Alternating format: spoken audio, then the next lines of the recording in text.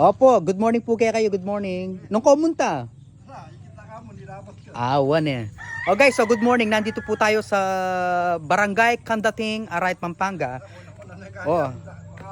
Wapin. So, saan po yung mesira yapin niya? Ay!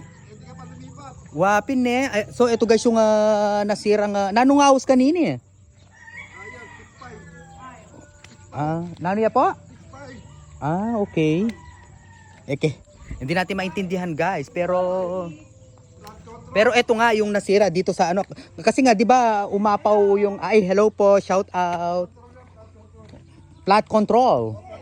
O nga no. So ito nga pala. Pero atas gagawan dan kapila niya po may sira niya. Kanyang hello po, good morning, shout out.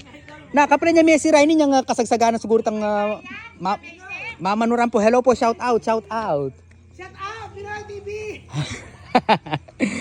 Dano la rin eh. Ari, itong dinandang kay kanyan eh. Kahit di nandala kay rin. Error ang bordes ang bato. Wapin. One eh. So, siguro guys, patitibayin na. Kasi nga, di ba nga? Nasira to kasi, di ba, tumaas ang level ng tubig ng Pampanga River or ng Kong Dadong Dam. So, eto nga. Nga no, sinira talaga ng mataas na tubig guys. Hindi kaya tayo delikado dito. So eto nga ngayon guys. So look. Pampanga River. So ayan pala yung gagawin talaga nila. Matagal-tagal pa to guys actually eh.